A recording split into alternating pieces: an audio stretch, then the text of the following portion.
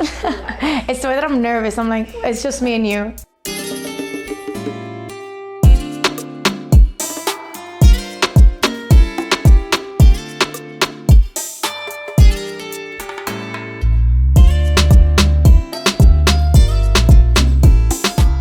I don't have a routine that I do in order, for example, to start writing poetry. It's not like a preparation. Sometimes my inspiration is like, La Musa comes any time of the day, at any time. I would say things that I do daily to keep myself open to creativity is that my main thing is journaling. Obviously, as a writer, journaling is something that's essential. And I actually picked it up from the book, The Artist's Way. And one of the exercises in that book, learning how to be an artist, is that you need to journal in the mornings, like 3 pages, nonstop. Like, doesn't matter if you blabber, doesn't matter if you're not making sense. Like, those pages are just to get your creative juices flowing. And that's a practice that I've kept all along since I read the book until now. Something else that helps my creativity is meditation. I think information that you take with your eyes is like the food that you eat. We go on social media, we're driving, you're talking to people, and it's like sometimes your eyes become fogged and dirty. Just like if you eat unhealthy, like your stomach is the same way. And meditation is like taking a shower for me. So you take a shower every day to cleanse yourself of daily dirt. Like meditation every day is me taking a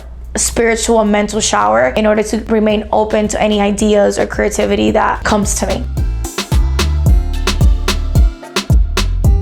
Patience is your best friend. For every creative out there, I think this new age, like hustler mentality, will be your worst enemy if you don't cultivate patience. And also get out of comparison mode. There's nobody out there that's ahead of you. There's nobody out there who's doing more than you. I think just stay committed to your journey and have patience with yourself, because just because somebody else is where you think you want to be, that might not be where you're meant to be in that moment. And you cannot get discouraged and you cannot be hard on yourself. And it's very easy to fall into comparing yourself to other people and thinking like, oh my God, like maybe I'm just not doing enough. Like, look at this other person. They already have the private jet and they already have all the things that I'm aspiring to have. You might feel like discouraged or just like you're being set behind, but God has a plan for you. And sometimes God's plan is not your plan.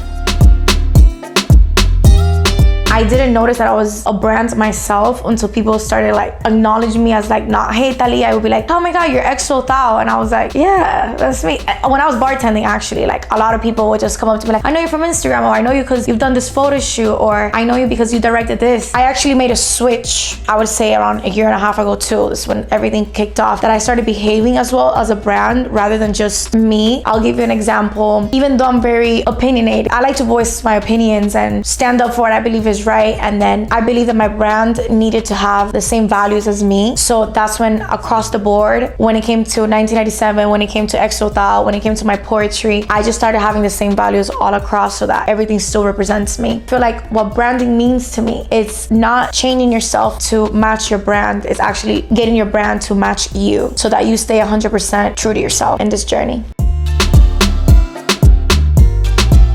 The only thing that has changed for me and opened new doors for me has been people's perception of me and showing them what I'm capable of. So we all have a lot of hidden talents. I have a lot of hidden talents. Obviously, being a businesswoman is something that's new for me as well, but it's opened those doors for me where people actually take me more serious now and actually approach me from a business perspective and want to pick my brain to know about things that I do and want to know of my knowledge. That's something that's new to me. It's opened doors for me to relate to people, to learn from people as well. A lot of the people that reach out to me through social media about my business is to learn from me, and they don't know that I'm actually learning like from them. So I love that it's opened that door of opportunity and knowledge for me.